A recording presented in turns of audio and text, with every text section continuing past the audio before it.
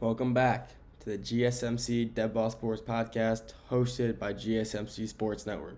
I'm your host, Nolan Jammer. Today, over the past weekend, a lot of good stuff came to an end.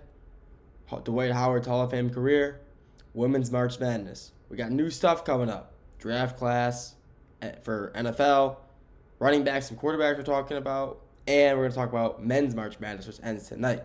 So, out of all those 5 topics, I'm excited to talk about them all. Before we get into all the good stuff, though, tips and donations. Tips and donations are a great way to show support for us. It's a great way for you guys to show that you guys care about the content that we put out. And by doing that, it means that we're putting out the best content that we possibly can and that you guys really do enjoy our content. So if you want to leave a tip or donation, the 2 links in the bio and description and the super chat and live stickers if you want to tip or donate. If you don't want to tip or donate, you can leave us a comment, leave us a live chat. We love getting back to you guys, talking about sports. That's what we're here for. It's what we do. It's what we love. We like to talk sports with our fans who like to listen, and being able to talk to the fans, it's just about stuff we love. It's something that, means a lot. So if you want to do that, leave a comment or a request. Love to get back to you guys as soon as possible. But like I said, if you do want to tip or donate, the 2 links in the bio description, the super chat, and the stickers or live stickers if you want to do that as well. With that being said, let's get into the content for today, shall we? A lot of good stuff happened this past weekend, like I said. But the first topic, the most important one in my opinion, March Madness coming to an end. It's still going on. Still got the championship game tonight. Got Houston, Florida. Battle the 1 seeds. It's going to be a great game. But this whole March Madness has come to an end. We'll talk about, how Houston and Florida got here, but let's talk about, how this March Madness wasn't, as madnessy, I guess you could say, as past ones. You only had a few upsets, a few big ones, I guess you could say. The most notable one, I would say, definitely McNeese beating Clemson first round. That game was amazing. That set the tone. A 5 seed losing to a 12 seed is always one of the most interesting things that can happen in sports, especially in March Madness. And when you do that, you really set the precedent, really sets the tone. This is going to be a good March Madness. A lot of upsets going to be coming. And that was really the only big one that happened this year. Yeah, Colorado State beat Memphis, but a lot of people, including myself, saw that one coming just based off statistics, based off how Memphis has played at the end of the year, and because their team was so hurt that a lot of people just picked Colorado State because of the injuries. But, honestly, between those 2 upsets, there really wasn't that many this year. And that's why people are, saying, this isn't a good March Madness, which I completely disagree with. Yeah, it's not a good March Madness upset-wise, but the games you're getting aren't blowouts. You had a few Elite 8 games that, Tennessee lost to Houston by 20. Bama lost to Duke by 20 as well in the Elite 8. But these games are great regardless. You can't deny the fact, the point of March Madness is for the teams that are good, the higher seeds, to make it far. So in the later rounds, the games are more intense. The games have more going for them. And I like that. Obviously, you want a Cinderella story. You want a 2023 March Madness over again when you got a 5-ranked UConn, 11 seed San Diego State, a 8 seed Miami. And, that's a fun March Madness because you never know what's going to happen. And like last year, NC State, 11 seed, going to the Final Four. It was amazing.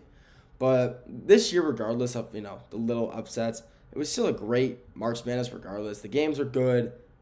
There was no games that you couldn't really see coming. This is definitely the year to make a perfect bracket as well. But, you just never know with March Madness. You're never going to get the perfect bracket. No one ever will. I'll be very surprised if someone ever gets a perfect bracket. But, it's a good season regardless. I thought it was a great March Madness. The games were good. Few upsets. There was enough upsets, even though there was only a few big ones, like the 2 that I mentioned. But it was still good regardless. But talking about that, we have Houston and Florida. Championship game. Florida in the championship for the first time in, I believe, 18 years since 2007-2008 season. Houston hasn't been in it. Houston's been a dynasty, been a dominant program the past few seasons, but they just haven't been able to get to where they are now. And Houston's been playing good for so long now. Like I said, the past 3, 4, 5 seasons, they've been playing good basketball. They are out of these two teams, I think they're the better team as well. And I'm not being biased, not just because I have Houston winning it all in my March Madness bracket. I do think they will win, but I also think they're a better team. LJ Cryer out of Houston, phenomenal player. Like I said, he's like I said last show or 2 shows ago, I believe. I was talking about him shooting 42% from the field. I mean, when you have guys shooting like that, 42%, you're gonna win basketball games. And their defensive play is just so good as well. You saw 2 nights ago, when they beat Duke, down by 7 or 6 seconds, down by 7 or 6 with 33 seconds left. They come back, win by 1. Granted, Cooper Flagg, misses that wouldn't call it wide open. It was not wide open at all. He misses a tough fadeaway shot, goes to the free throw line, tries to pull up, take a nice little fadeaway. It's short. Hits the front of the rim, bounces off. Houston gets it. Game over. That's a tough shot for Cooper Flagg to hit. He's only 18 years old, man. I mean, yeah, he's a freak of nature. He's a tank. He's a beast. He's one of the best players in college basketball for a reason. And putting all that pressure on that one kid to make the shot, I mean, it's not going to fall all the time. It's just not. Even the best players, even LeBron, even MJ, they're going to miss shots like that. They did miss shots like that. But regardless, Houston deserved to win that game. I think they did. If anybody here listening, watching, saw the video of Houston's basketball practice leaked, where the coach is rolling the ball up the court, and they have 2 guys going one-on-one, just pushing each other, shoving each other, trying to grab the loose ball. I mean, that just kind of shows the type of team that Houston is. Houston's a team that they don't get a lot of. I feel like they're like an underrated, not talked about enough team, and that leaked video alone shows shows college basketball fans alone. Yeah, I mean, this team should have been talked about a lot more. This team is good. There's the reason this team is in the finals. They deserve to be there. A team will never not be in the finals and not deserve to be there. They've won their round of 64, 32, Sweet 16, Elite 8, Final 4. They've won all those games. And, people like to blame refs time to time. Like, they like to blame refs that, Houston versus refs. I mean, a win's a win. You can't really complain. I mean, yeah, maybe the refs make a bad call here and there, but a ref won't decide the outcome of a game entirely. They just never will. So, Houston does deserve to be here. They're playing, like I said, they're playing Florida, who's led by Walter Clayton Jr., one of, if not, people are saying the best guard in the country, which is, debatable. Obviously, there's a lot of great guards. Obviously, I'm going to say guys like, Michigan State, obviously, Trey Holloman. I love him. Jace Richardson, great shooting guard. Then you got, Trey Donaldson out of Michigan. Like I said, you can even say LJ Cryer. He might be a better guard than him. You also have forward Elijah Martin. I mean, these guys are – Florida's a really deep team. They have a lot of height and a lot of skill. And they did beat, they did just beat Auburn as well, the number 1 team in the country before, the AP pool number 1 team. They're a great team. But how do they get here? Let's talk about, the games they play to get here. You got Houston first. First off, 16 seed, SIUE, steamrolled them by 30. Then you got Gonzaga, who I thought, honestly, Gonzaga's they never won a national championship, but they've been in the March Madness for so long. I thought they could maybe come out and beat them. They just didn't. Houston beat them by 5. It was a great game, but I thought Gonzaga was a team that could beat them for sure. And they beat Purdue, who's a really good team. Purdue, normally for the past few seasons have had some unfortunate luck, being one of the first teams ever to lose to a 16 seed as a 1 seed. I mean, that was horrible for them, but they made a name for themselves, made it to the Sweet 16, lost to, the 3rd best team in the country in Houston by only 5 points, or 4 points as well. Another great game. Then they slaughtered Tennessee by 20, blowout. Then they beat Duke by 1 point, win because, Cooper Flagg doesn't make that shot. Who cares? They're in the finals. They beat them. And then Florida, Norfolk State, they beat by 30. Then they play UConn. I thought UConn would win that game as well. Dan Hurley trying to look to go back-to-back-to-back, 3-time repeating champs. They were looking for it. They couldn't get it done. Dan Hurley, said some pretty questionable things. He said some things that, a coach shouldn't be saying to the media. about the other team's players who are, granted, still just kids. Grown man saying some pretty heinous things about some kids. But, UConn's a gritty team. I can see why they, Dan Hurley was being pretty mean, pretty aggressive. But still, Florida deserved to win that game. They were the better team, and they did. Then they played Maryland. That was a great game. Maryland the week before in the round of 32 just beat Colorado State off a game-winning buzzer. Then they go in, they take Florida to a great game. They lose, but it's a great game regardless. Then they play Texas Tech in the Elite Eight. Florida took care of business there, won by 10. Then they played Auburn. I didn't get to see the end of the game, but I know they came back. They were down 8, and they came back, won. It was an amazing game. I didn't get to see the ending, unfortunately, but from the first half that I saw, it was a great game. And like I said, between Houston and Auburn, who I think will win it all tonight, I think Houston will take it home. I think this is the year for Houston to do it. Houston's a great team. LJ Cryer is one of the best guards in the country, and there's nothing that can change my mind about that opinion. That's all for this first segment of March Madness. Next segment, we got UConn in the women's March Madness bracket, Paige Buccaneers, the dynasty they got over there. Let's talk about that. After that, we got NFL mock draft. We got QBs and RBs. Finally, to end it off, we got Dwight Howard in his Hall of Fame career. We'll be right back after the break.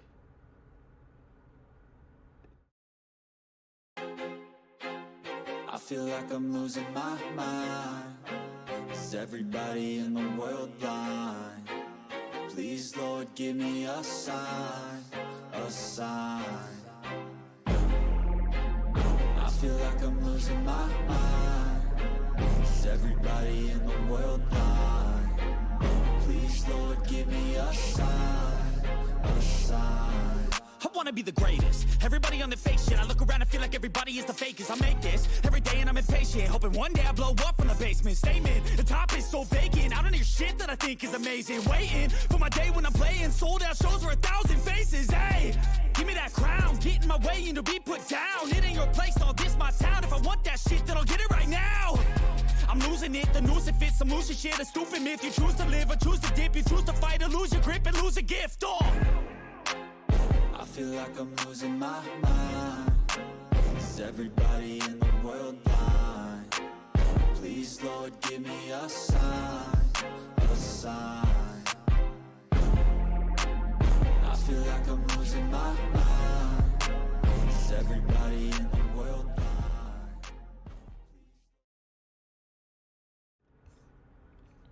Welcome back to the GSMC Deadball Sports Podcast, hosted by GSMC Sports Network. I'm your host, Nolan Jamber. The past segment, talking about men's March Madness coming to an end, how Florida and Houston got to the point that they are in the March Madness tournament. Now we're talking about UConn rolls through March, how they made their mark, and how they won their 12th title in women's basketball history.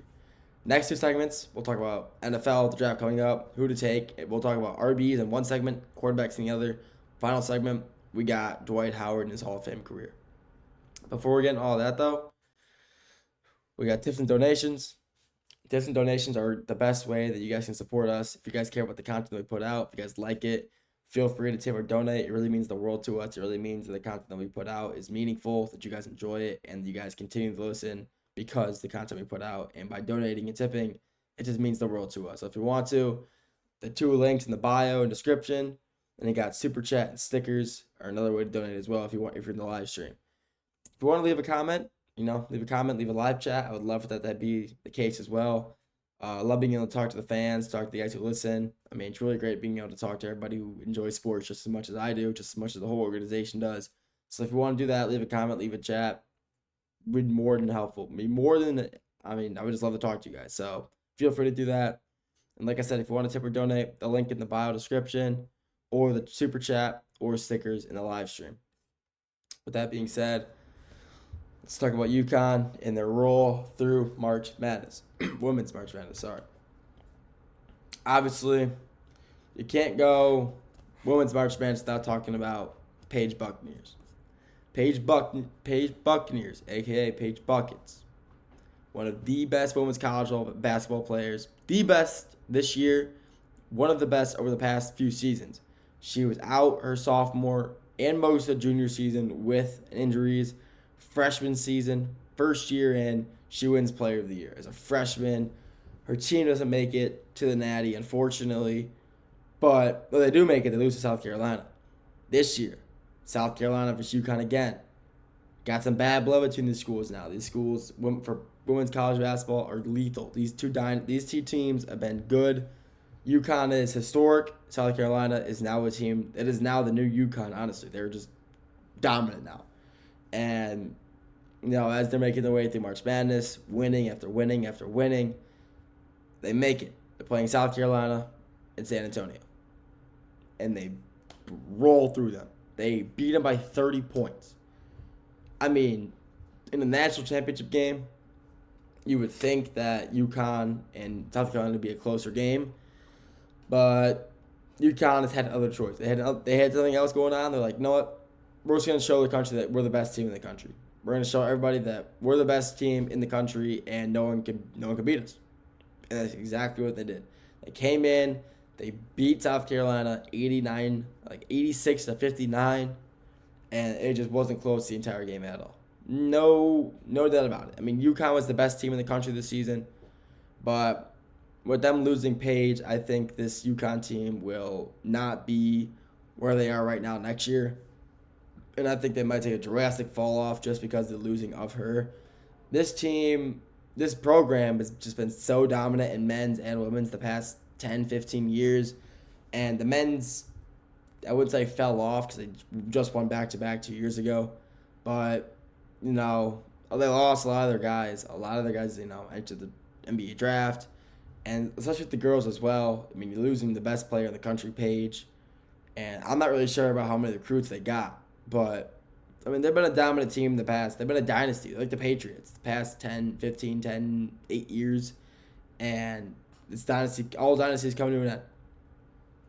But, talk about their head coach, though.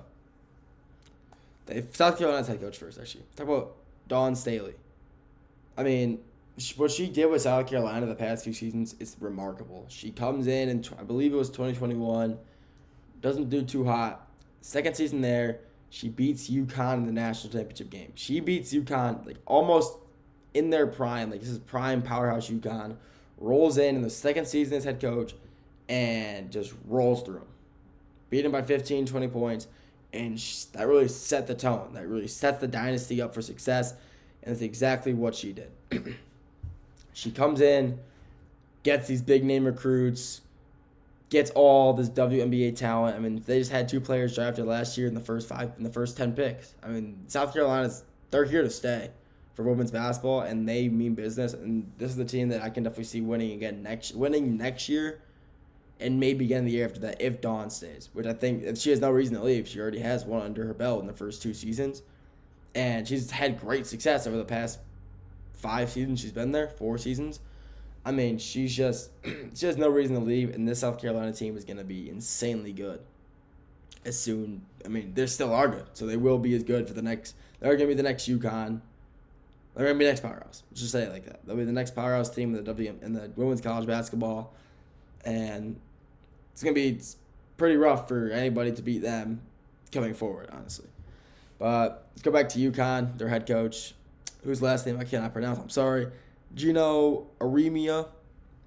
He's been there since the early 2000s, and he's just done so much for this program.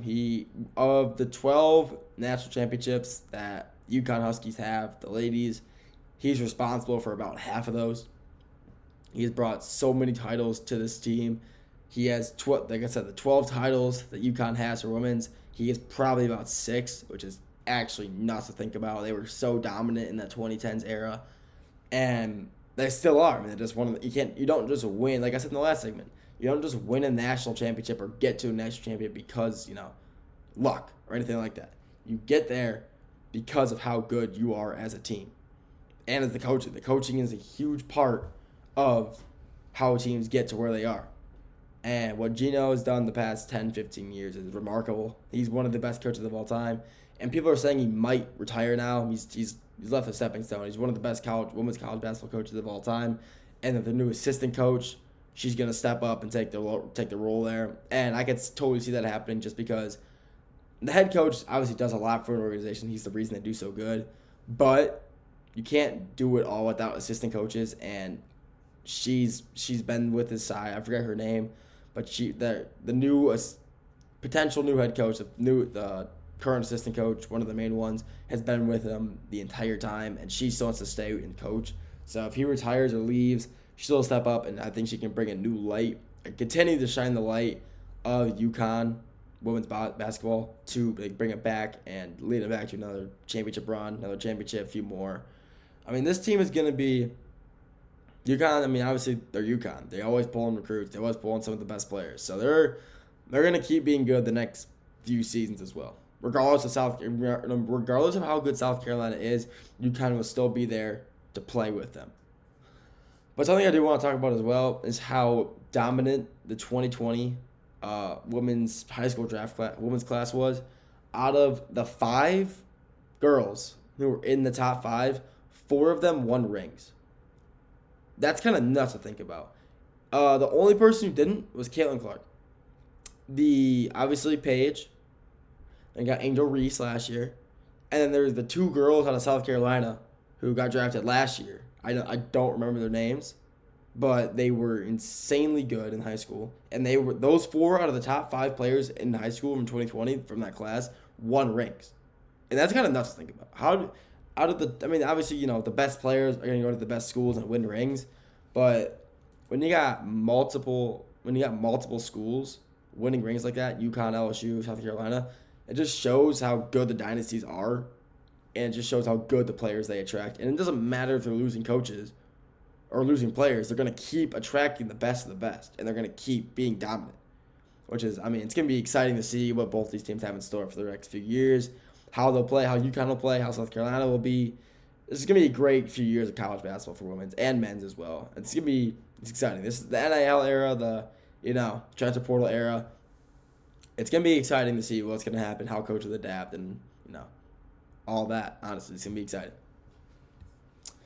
With that segment has come to an end. Next 2 segments, we got mock drafts, players, who should go where, who will draft them, where they'll go, what round they'll land in. Final talk point, Dwight Howard, Hall of Fame career, why he's a Hall of Famer. We'll get right back to that after the break. See you. I feel like I'm losing my mind.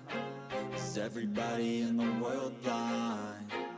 Please, Lord, give me a sign, a sign. I feel like I'm losing my mind. Is everybody in the world blind? Please, Lord, give me a sign, a sign. I wanna be the greatest. Everybody on the fake shit. I look around and feel like everybody is the fakest. I make this every day and I'm impatient, hoping one day I blow up from the basement. Statement, the top is so vacant. I don't hear shit that I think is amazing. Waiting for my day when I'm playing sold out shows for 1,000 faces. Hey, give me that crown, get in my way and to be put down. It ain't your place, all this my town. If I want that shit, then I'll get it right now. I'm losing it, the noose it fits, I'm losing shit. A stupid myth, you choose to live or choose to dip. You choose to fight or lose your grip and lose a gift. I feel like I'm losing my mind. Is everybody in the world blind? Please, Lord, give me a sign, a sign. I feel like I'm losing my mind. Is everybody in the world blind?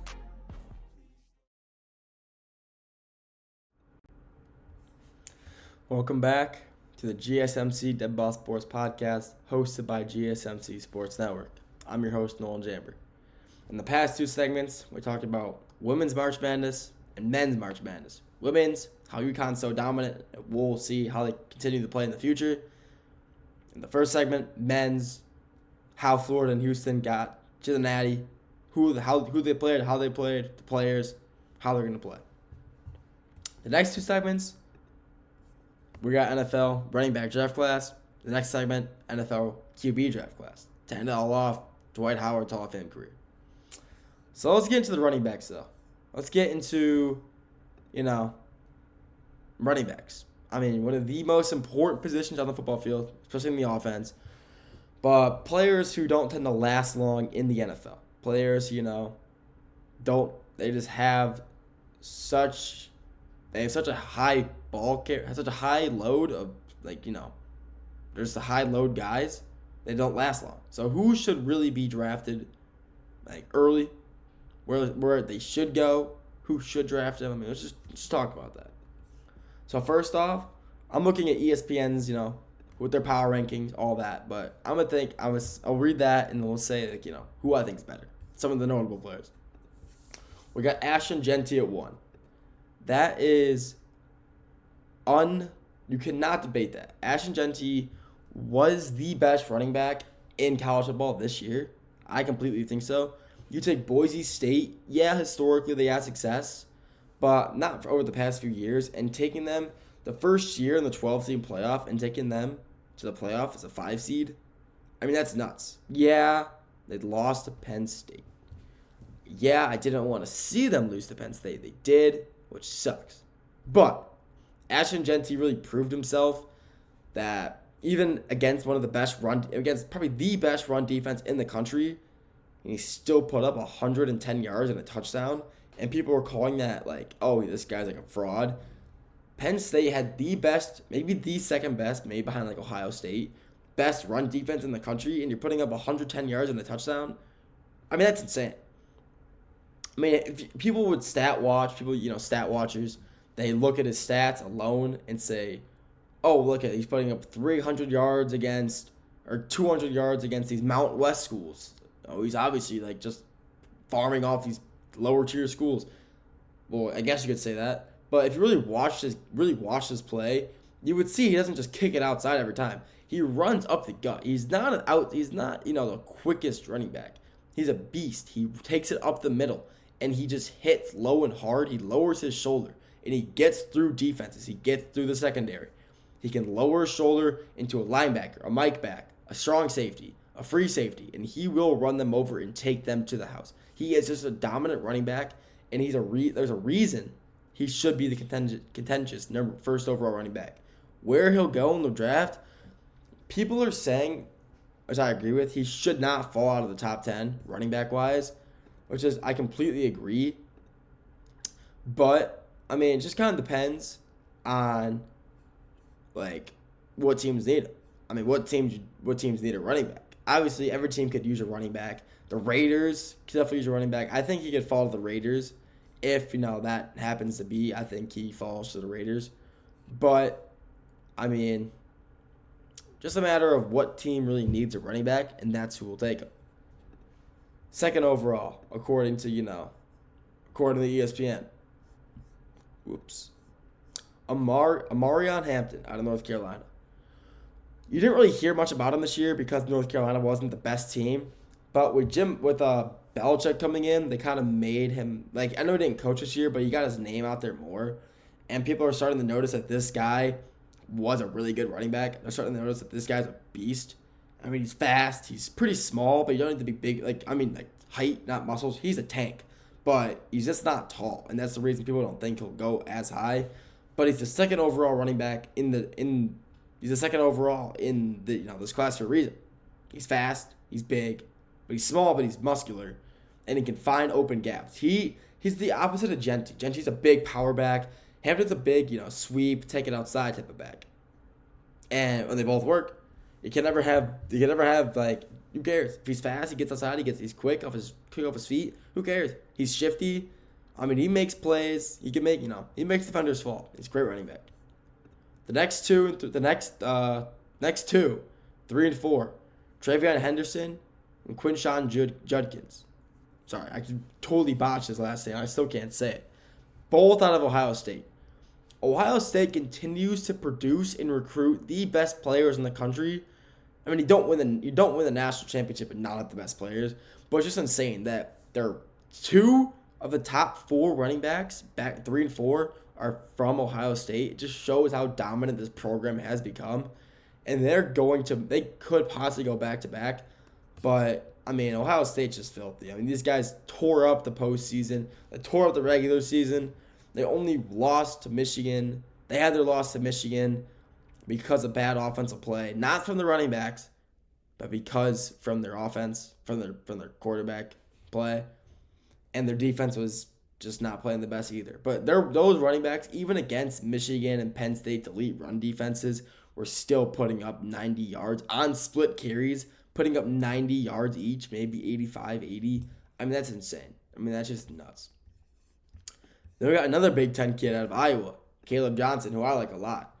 I like Caleb Johnson. Yeah, he's in Iowa. Iowa's, always this team that's, going 7-5, 6-6, very 9-3. But they have, when they had the Big Ten East, Big Ten West, they were in the East. Or the West, sorry. And they just had the lightest workload. That conference always stunk. They were always winning the Big Ten, getting to the bowl game because their side of the conference was so weak. But now there isn't that anymore. And then people are starting to realize that this team is, obviously their defense is the reason they're so good. But also because their running back, Caleb Johnson, is so dominant. He's just like Amarion Hampton. He's small, he's shifty, and he's quick, but he's also big. He gets outside. He can find a spot in the middle. He's going to be a really good running back for a reason. I think he can definitely go make some noise in the NFL for sure. Then my second favorite who I haven't decided yet, between Ashton Genty and this guy, Cam Skattebo. Cam Skattebo will be the steal of this draft when it comes to running back play. I tell you that right now. Sorry for the sun glare. I'm not really sure what's happening with that, but the sun is beaming down on me right now. I kind of like it. But Cam Skattebo is a beast. I mean, if you saw his play against Texas, they should have beat Texas. I'm really mad they didn't. But, I mean, if you watch that game, you would know this guy is dominant. He is going to be the steal of the running back draft, and he might fall to around late 3, early 4, because this draft class is so stacked with running backs that teams are looking at all these guys and they're like, well, we don't know who to take. They're all so good. And he might fall because of that. And I could totally see him getting, I don't want him to fall, but he could fall just because of that reason. But Cam Skattebo will be a problem in the NFL. If he was in college, he was at ASU. Granted, he was a really unknown player until this year, and he made his noise in the playoffs, which is why everybody started to like him. But when you're playing against Texas, putting up 230 all-purpose yards, I mean, you don't get put on notice for no reason. You will be noticed by teams because you're getting 230 on Texas's elite defense. That's nuts. He will be a problem. He could catch. He made catches. You can see him make catches in the game. He was getting bombs. He was not like, a screen pass, a flat, a curl. He's making 30-yard drag routes, a breeze against Texas defense. I mean, it's insane. He's a run threat, a pass threat. He can block. He can get, when he blocks, he likes to get low. And if he's blocking for the quarterback, I mean, he's gonna be a problem. He's a tank in the backfield. He's like I'm not gonna compare him to Derrick Henry because obviously, that's the king. Derrick Henry's one of the most insane running backs of all time. But I mean, Cam Skattebo, he does play a lot like him. They do share similarities in the way they play. Honestly, I'm dropping down a little bit. Skipping some names, but another name that I really like is Trevor Etienne, Travis Etienne's younger brother out of Georgia. He's a beast. I mean, both of them are insane. Travis, obviously, for the Jaguars, injured, but still a beast. And when he's healthy, top 10, top 7, top 5 in the league, you didn't make debates, always debates.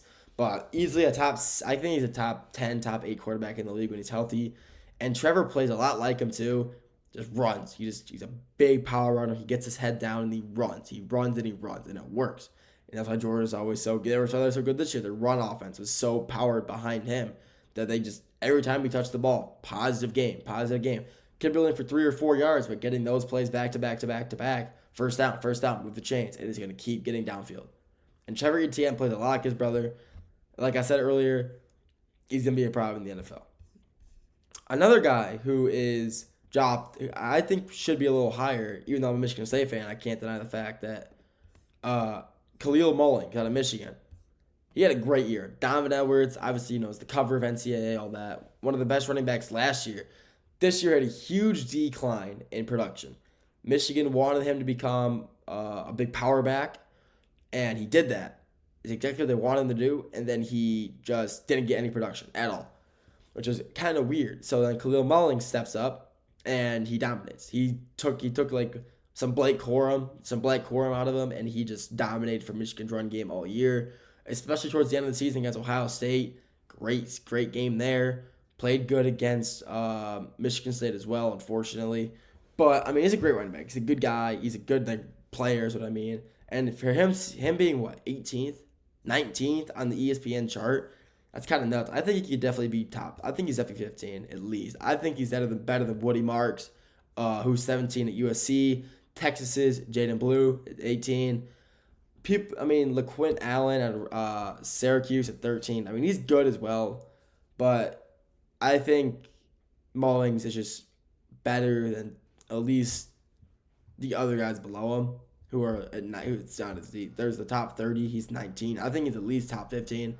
And he's a problem. He's going to be really – if he could also be a steal of the draft as well. And I think he will be if someone drafts him, takes a chance on him. That's it for this side, for this part of the podcast. We got the running back draft class all said what I like to say. Next segment, we got QBs. After that, Dwight Howard. We'll be right back after the break talking about both of those.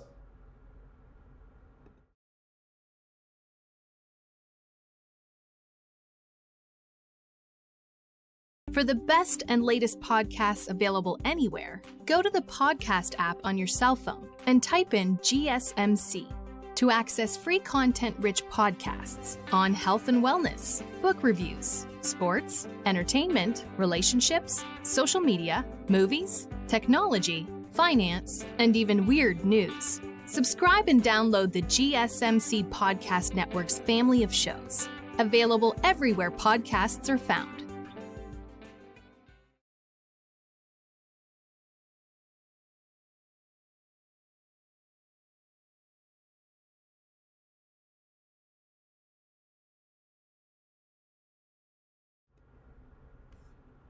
Welcome back to the GSMC Dead Ball Sports Podcast, hosted by GSMC Sports Network.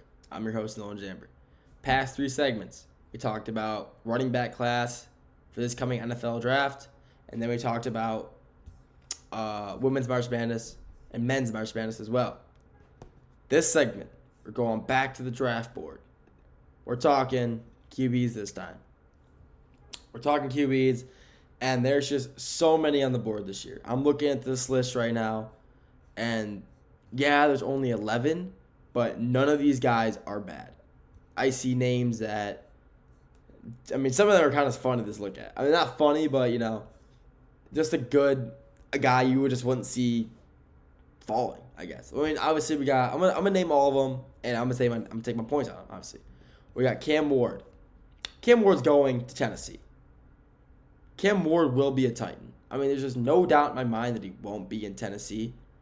He's just so calm in the pocket. People are calling him nonchalant, which I kind of like.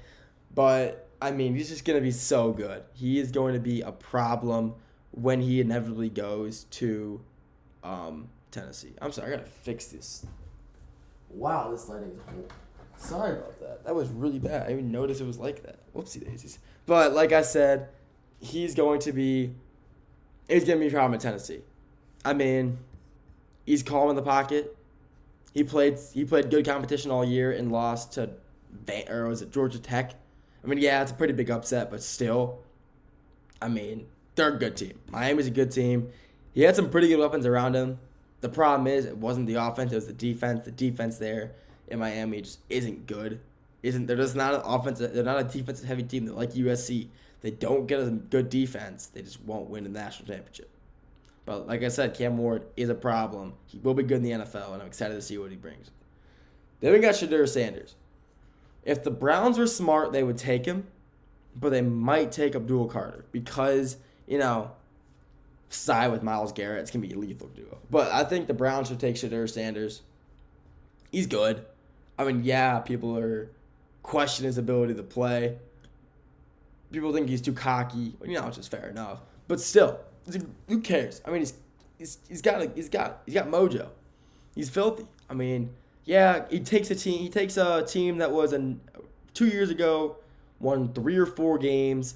This year they win 8, 9.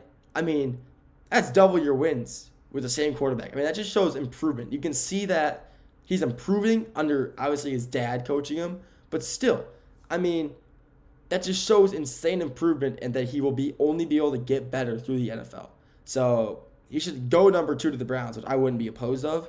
But will he? Will the Browns take him? We'll have to wait and see. Jackson Dart at 3. Jackson Dart started out the season strong for the Rebels. Kind of slowed down at the end. Ended with a 9-3 record. People are questioning his ability to play. I'm not. I can see him, like college play at least. I can see him like a Zach Wilson archetype. I mean, great in college. Not really panning out too well in the NFL. I hope it's not like that. Jackson Dart's a great quarterback. He might fall to the Steelers in the 21st pick. Will he? Maybe he falls out. Maybe he waits, goes second round. I mean, there's so many guys on the draft board you can either see falling or staying, and I can see Jackson Dart being just like one of those guys. The only 2 consensus I can see being the first 2 overall picks, Shadur and Cam. Those are the only 2 that I can see being guaranteed first-round picks. None of these other guys, I can see that.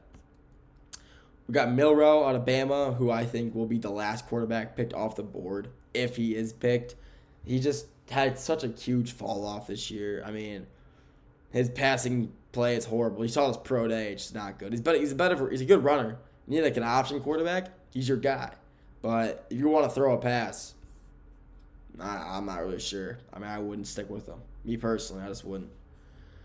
Will Howard out of Ohio State. I mean, yeah, he's good. I can't deny that. He's Ohio State. They won a national championship. So he's definitely a good quarterback. Definitely not getting talked about enough for, he carried him on their back to a national championship. But a national championship quarterback should not be getting this little attention. And it's very surprising to see that, he's getting so little. That's actually kind of nuts. He just won a natty. I mean, he's definitely good. He can definitely go, he can be a first-round quarterback as well. Or late first, early second for sure. Same with the next guy I'm about to talk about, Quinn Ewers out of Texas.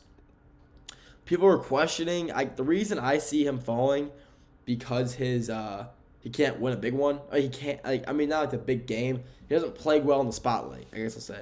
He plays Arizona State in the playoffs, and he almost chokes the game away. Almost. He got bailed by. I talked earlier. I said refs don't win games, but the refs are making some questionable calls on side of Texas. PIs were called that shouldn't have been called. Calls weren't being called that should have been called.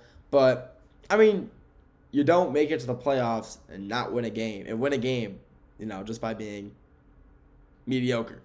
He's a good quarterback. He's from Texas. These Texas quarterbacks tend to pan out in the NFL. So he could definitely be another Will Howard. Late first, early second. We'll have to wait and see though. Jalen Gabriel, Heisman finalist. He's not getting talked about enough either. He's a Heisman finalist. Yeah, they lost 38-0 to Ohio State in the Big Ten Championship, which is definitely a reason he's not getting talked about much. Is because of that game. He got slaughtered by Ohio State, so he can't. He's too. People are saying he's too small. Look at Kyler Murray. He's 5'10". He's small. He won the Heisman, but still, it's not like Dylan Gabriel wasn't a Heisman finalist. He's a phenomenal player. He's athletic. He can throw. He can be just as good as Kyler Murray. Probably not, but even at his height, he's still a great player. He should not be getting talked about so little as well. The last guy I'll talk about is one of the guys I like a lot, Kyle McCord out of Syracuse. I think this guy really proved himself this year. Having a few games over 300 yards, having a game over 500 yards.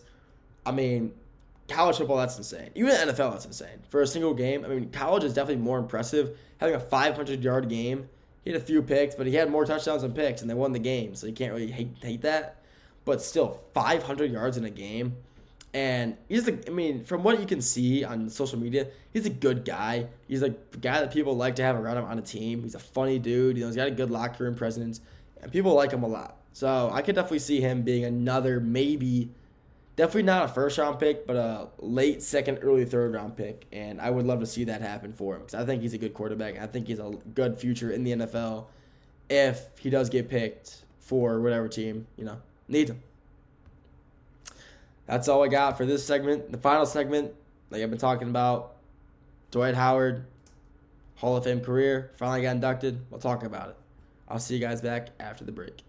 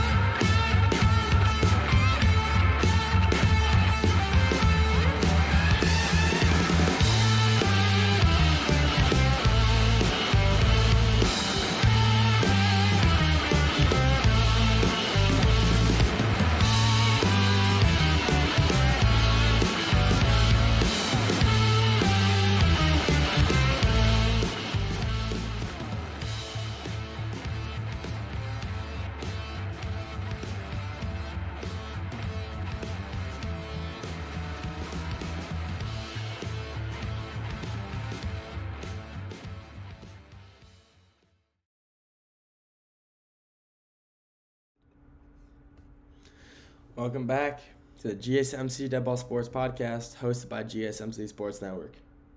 The first two segments: men's college basketball, women's college basketball. The next two segments, 3 and 4, talk about the NFL, running back, and quarterback draft classes. This final segment, we got one of my favorite players of all time, Dwight Howard, in his Hall of Fame career.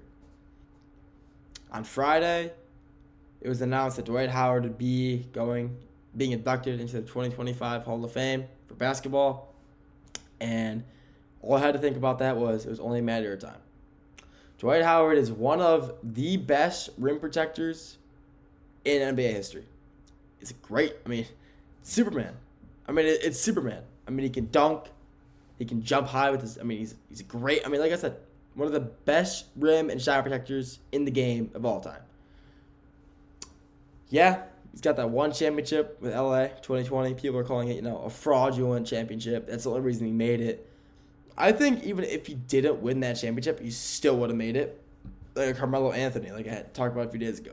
Just because you don't win a championship doesn't mean you're not a good player. You can't be a single person and lead your team to an NBA championship. You need at least some role players around you. And he never really had that in his career. And with his time in LA, he was done. It was his last season, and he knew it. And he won that ring, and he told LeBron, "I'm done. I'm out. I'm retiring." And that's exactly what he did. He retired, had a great career. And let's just talk about some of that. His all-time career average of double-double, 15 points, 11 boards, and 1 assist. You got to get that assist in there. Got to share the wealth. And then we had, talking about his stints. Obviously, comes out of high school. Didn't go to college. First overall player to be drafted in the 2004 NBA draft class. First overall, no college, mind that, just straight from high school. Drafted by the Orlando Magic. Plays there for about 8 seasons. And he's a great player all 8 of those seasons. He does not have one off year. Takes him to an Eastern Conference Finals. Loses. Doesn't get back to that point. Then he leaves. He has a few more brief stints with other teams. 1 season in Charlotte. A season in Philly. A few seasons in LA. 1 season in Atlanta. He's bouncing around. He had about a 17-year career. 11 of those years, or 8 of those years were in Magic in Orlando. And then he played in LA for 3. And then their other 4 seasons were just kind of with random 1-cent teams. Let's look at some of his accolades, though. These accolades alone prove why he's one of the, if not, definitely not, but one of the greatest protectors of the rim and just defensive players in general of all time. We have, first off, 8-time All-Star. That's good. Getting 5 is good, but 8 for a pretty short career. He played 16, 17 seasons, and he had 8 All-Stars. That's about, literally, he had 16 seasons. I think 16. How do I word this? I'm just blanking right now. Whoa. Every other year about. Half of his career he was an All-Star by stat. And then he had 8 All-NBA teams. Another half of his years. Probably every year he was an All-Star, he was an All-NBA player as well. That's pretty nuts. You get a 2-time blocking champ. Like I said, one of the best rim protectors in NBA history. He's a 2-time blocking champ. 5-time All-Defensive team. 3 of that is first team. The other 2 were second team. That just shows how good he was at the rim, how good he was defending the ball. He wasn't the biggest stealer, but he made plays at the rim. A 5-time rebounding champ. He did have a career average of 11 rebounds a game, and he was a beast. This guy, he was a freak. He was a tank. He deserves that. 2020 NBA champ, the bubble, the Mickey Mouse ring people call it, which I think is absurd. He won a ring. He won a basketball championship with LA Lakers. Amazing for him. And then you have the 2004-2005 All-Rookie team. All-Rookie first team. Didn't win Rookie of the Year, but he got first team. And to end it all up, he had 3 times Defensive Player of the Year. The only 2 players that ever have more than him, Gobert and Ben Wallace, who have 4. I mean, that just, I mean, those accolades enough. He's not the biggest offensive guy, but it just shows that he was such a good player at the rim and such a good defender that, I mean, you don't, like people say, defense wins championships. He never won a championship. I mean, he did, but he wasn't a key factor on that team. But it just shows that throughout his career, he was a dominant defender all that time, and he never stopped playing defense the way he loved to, which is, playing gritty, playing tough perimeter, playing interior defense, getting rebounds, getting blocks. I mean, you don't have your max. The most rebounds he ever had in the game was 30. You don't get that without being soft. There's a reason he was so big, because he said one time in an interview, I saw this, he wanted to keep getting as big as he can just so he can keep grabbing more rebounds, which obviously, every player wants to do that. Every player wants to keep getting more rebounds. But I just think it was funny the way Dwight Howard just said it. I mean, the way you can tell in the article, the way that he said it was just kind of sarcastic and funny. But, I mean, he's one of the best defensive players of all time. And him getting inducted in the Hall of Fame was only a matter of time. And I'm happy that he finally was able to obtain, that certification. Yeah, I'm an NBA Hall of Famer. So, after all that, he finally made it. And I'm happy that he was able to make that, accomplishment, which I think is the greatest accomplishment in sports, is obviously the Hall of Fame. So, congrats to Dwight Howard in his Hall of Fame career. Thank you for tuning in to the GSMC Dead Ball Sports Podcast, hosted by GSMC Sports Network. Your continuous support means a lot, so if you want to, like the video, comment, share it with your friends and family to keep giving us recognition. And like I said earlier, tips and donations are always greatly appreciated. We invite you to follow our TikTok, Instagram, Facebook, Twitter/X to stay up to date with all of our news, all of our coverage, when videos will be dropping, all of that. So with that being said, thank you. Have a great rest of your day. And I'll talk to you guys very soon. See you, everybody.